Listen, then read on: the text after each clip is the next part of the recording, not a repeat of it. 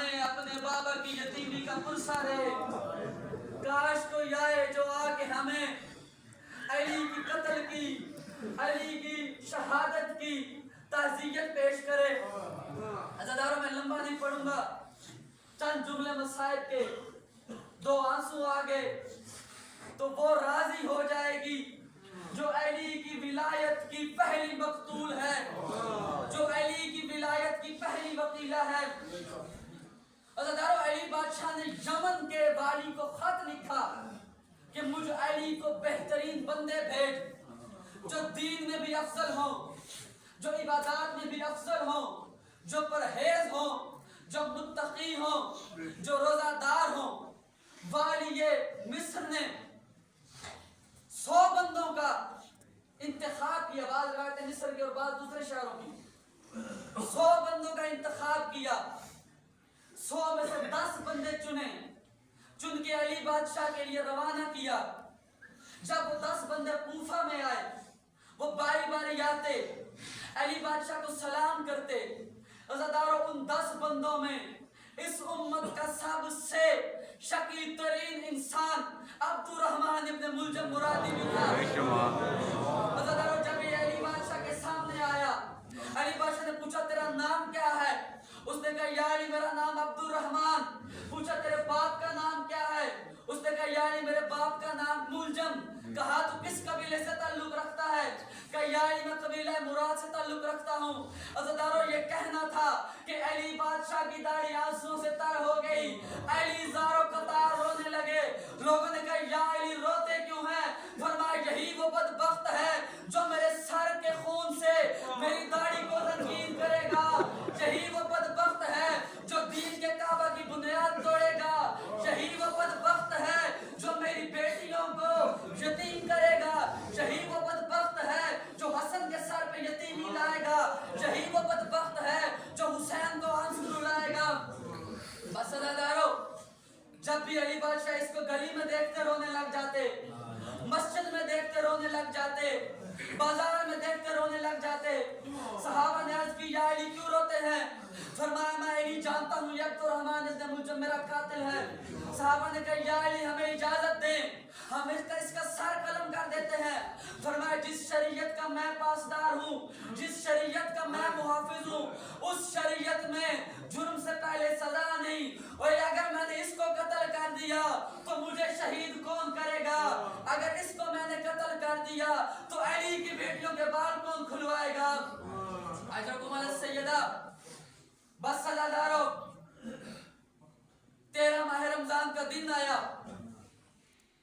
علی بادشاہ مسجد کوفہ میں خطبہ دے رہے تھے. خطبہ دیتے ہوئے فرمایا حسن کون سا مہینہ جا رہا؟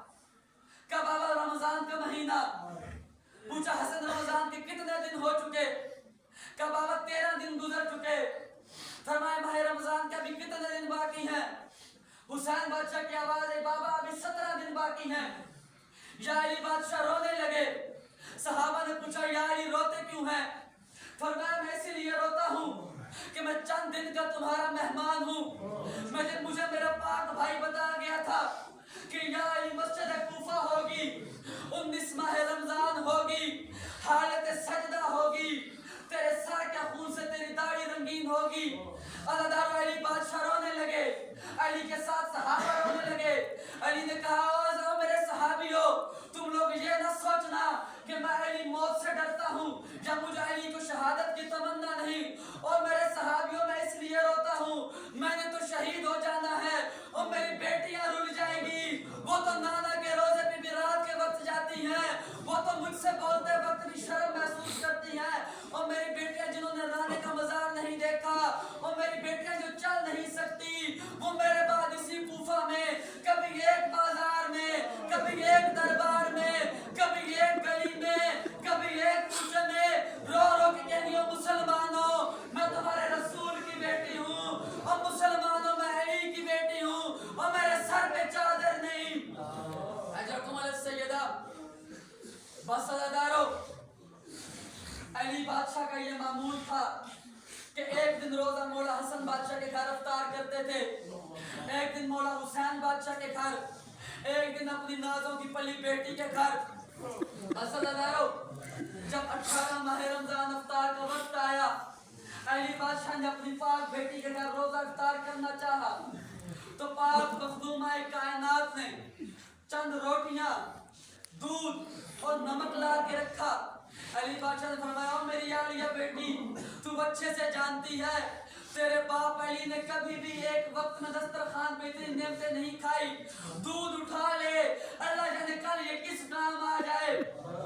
असलदारो अली बादशाह ने नमक के साथ रोटी के 3 लुकमे खाए। लुकमे खाने के बाद अली बादशाह ने अल्लाह का शुक्र अदा किया। आ गई 19 की रात। अल्लाह मैंने अपनी आंखों से कुतुब तवारीख के अंदर पढ़ा, पूरी रात अली बादशाह सो नहीं सके। बार बार अली बादशाह आसमान के नीचे आते, सितारों को देखते और देख के एक जुमला फरमाते, इन्ना लिल्लाहि व इन्ना इलैहि राजिऊन, इन्ना लिल्लाहि व इन्ना इलैहि राजिऊन। आलिया बीबी ने पूछा, बाबा आज मैं देख रही हूँ आपको बिस्तर पे आराम नहीं, आप बार बार बाहर तशरीफ लाते हैं। फरमाया, आलिया अभी तक की बात है, नमाज में मेरी आंख लग गई थी कि ख्वाब में मैंने अपने पाक भाई को देखा। रसूलुल्लाह फरमाते थे, अली अब तेरी जुदाई बर्दाश्त नहीं की जाती, अली अब मेरे पास आ जा, अली और कितने उम्मत के जुल्म बर्दाश्त करेगा। अजरकुम अल सय्यदा, अल्लाह इतने जुल्म किए इस उम्मत ने। मैंने अपनी आंखों से किताब के अंदर पढ़ा कि एक वक्त ऐसा आया, कायनात का अमीर इमाम इतना मजबूर हो चुका कि रो के दुआ मांगने लगा कि ऐ अल्लाह जल्दी से अब्दुर्रहमान इब्न मुलजम को भेज दे, अब मैं इस उम्मत के जुल्म बर्दाश्त नहीं कर सकता, अब मुझे रसूलुल्लाह के पास जाना है, अब मेरी बेटियों ने यतीम होना है।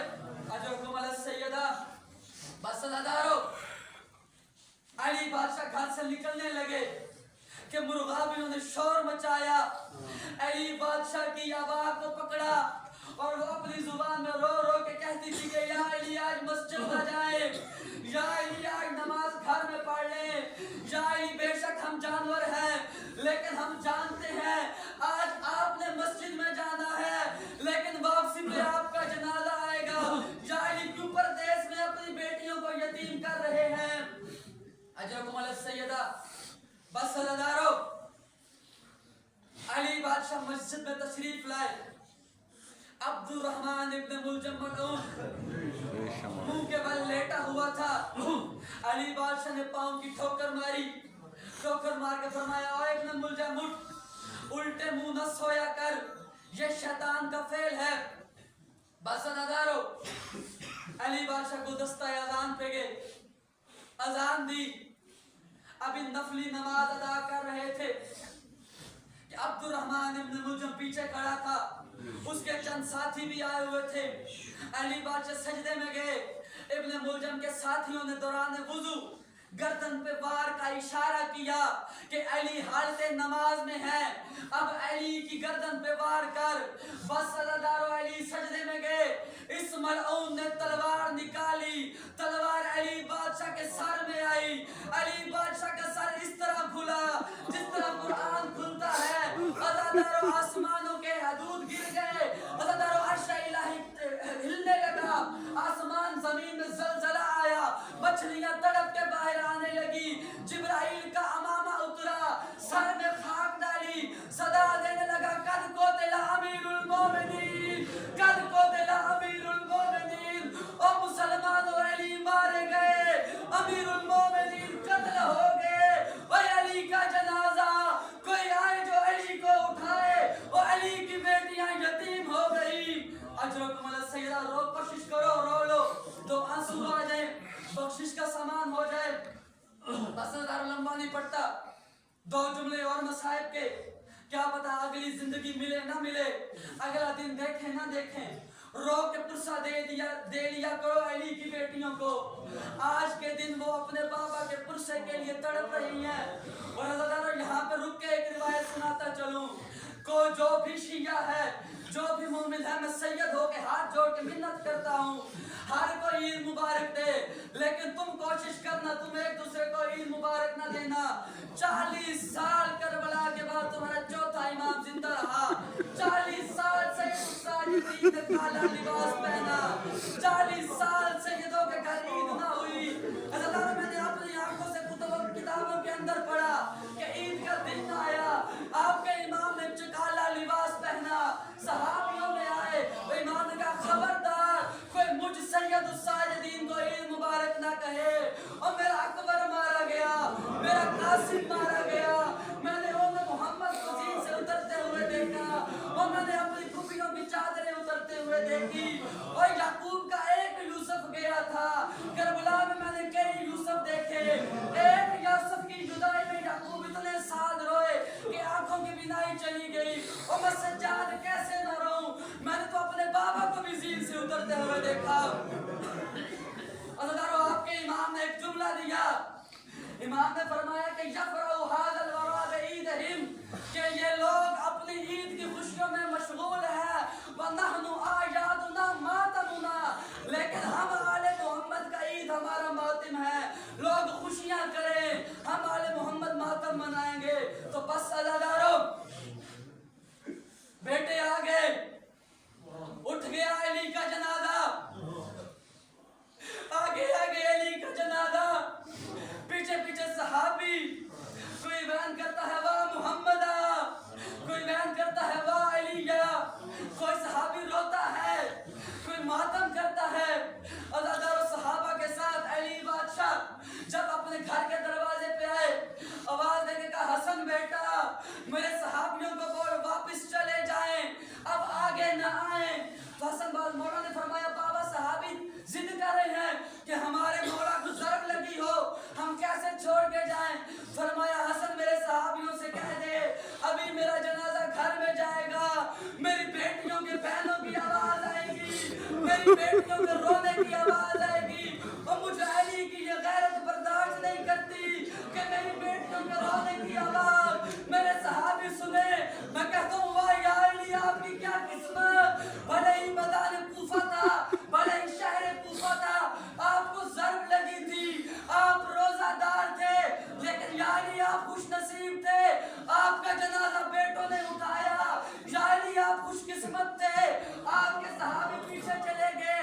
यानी यही 10 मुहर्रम थी, यानी यही करबला का मैदान था, यानी यही हुसैन था जो मुसलमानों से कहता था ओए मुसलमानों हया करो, मैं तुम्हारे नबी का बेटा हूँ, मुसलमानों में 3 दिन का भूखा प्यासा हूँ। हज़रत सैयदा या अली आपके सहाबी तो पीछे चले गए, लेकिन एक दफा बाजार कूफा में आके देखे, एक दफा बाजार शाम में आके देखे, या अली एक और अली भी है, आप अलीउल अज़ीम हैं, वो अली ज़ैनुल आबिदीन हैं। या अली आपकी गैरत बर्दाश्त नहीं करती कि आपकी बेटियों की आवाज आपके सहाबी सुने। हाय मेरे मौला सज्जाद आपकी अपनी किस्मत, आप किस तरह अपने बाबा के कातलों के साथ कभी एक बाजार में कभी दूसरे दरबार में, या अली आपके साथ तो सहाबी थे, लेकिन मौला सज्जाद के साथ आपकी बेटियां जो हर गली में हर कूचे में सजा देती थी, और मुसलमानों चादर दो मेरे सर पे चादर नहीं, मैं तुम्हारे रसूल की बेटी हूँ। तो बस अज़ादारो दुआ करो कि इनका पाक मुंतकिम जल्दी से पहले आए।